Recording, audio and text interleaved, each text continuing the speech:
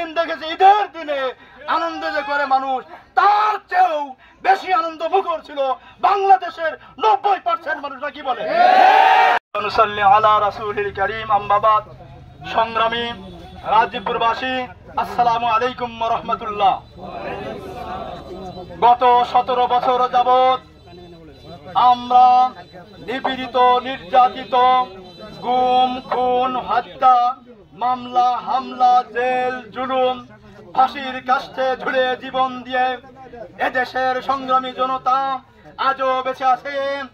এবং আপনাদের মাঝে বলতে চাই, গত 5ই আগস্ট ছাত্র জনতার সমন্বয়কদের নেতৃত্বে গোটা বাংলাদেশে জগৎ দল পাথরের মতো শেখ হাসিনা বসেছিল, তাকে ছাত্র জনতা উৎখাত করেছে, সে পদত্যাগ করেছে।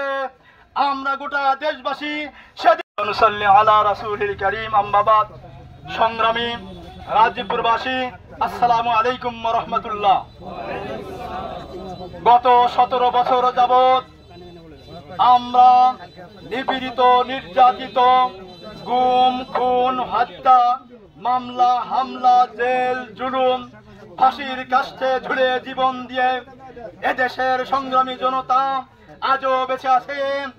এবং আপনাদের মাঝে বলতে চাই, গত 5ই আগস্ট ছাত্র জনতার সমন্বয়কদের নেতৃত্বে গোটা বাংলাদেশে জগৎ দল পাথরের মতো শেখ হাসিনা বসেছিল, তাকে ছাত্র জনতা উৎখাত করেছে, সে পদত্যাগ করেছে।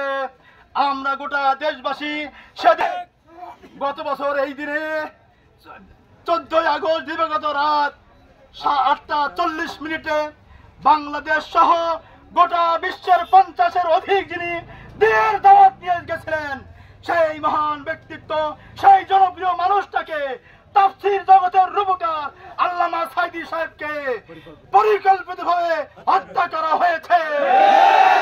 আমরা তার জন্য গভীর শোকাহত এবং তার খুনিদের জন্য আমরা ফাঁসি চাই। ভাইয়ের আমার, সারা দেশে সকল জনগণ স্বস্তির নিঃশ্বাস ফেলেছে।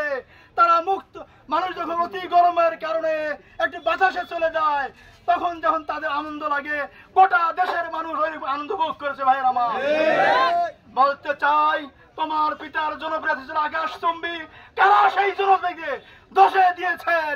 আপনারও, উনি বলেছিলেন তার যে দোষা ছিল, আপনারও সেই দোষা হয়েছিল। তিনি বলেছিলেন সময় আসবে এমন পালাবার জায়গা পাবো না। বাস্তবে তার ভবিষ্যৎবাণী প্রতিফলিত হয়েছিল। কি বলেন? আমরা বলতে চাই, সারা সরকারের পক্ষ থেকে আগামী দিনে বঙ্গবন্ধু শেখ মুজিবুর রহমানের শোক দিবসের জন্য ওনারা আবেদন করেছিলেন, সরকার তাকে নিষিদ্ধ ঘোষণা করেছে। আগামীকালে কোনো ছুটি নাই, এই দিবস পালন করা যাবে না। আমরা ছাত্র আন্দোলনের নেতৃত্বে মাঠে অবস্থান করব। তা যদি কর্মসূচি পালন করতে চায়, এর দায়িত্ব প্রশাসনকে বহন করতে হবে। প্রশাসনকে কঠিনভাবে বলতে চাই, আপনারা যে কোনো ভাবেই হোক এই কর্মসূচি হতে দিবেন না, এটাই অনুরোধ। নহলে আমরা এতে প্রতিহত করবো ইনশাআল্লাহ। আগামীকালে কোন সময় আমরা অবস্থান করব? সকাল 7টা থেকে আমরা এখানে আসবো ইনশাআল্লাহ। সকলেই আসবেন। রাজীবপুর আমাদের জন্য মানুষের ঢাল নেমে যাবে ইনশাআল্লাহ। আমরা বুঝিয়ে দিতে চাই, 16 বছর জামাত ইসলামীকে ঘর থেকে বের হতে দেন নাই, 16 বছর আমাদের সকল তৌহিদ জনতাকে ময়দানে আসতে দেন নাই।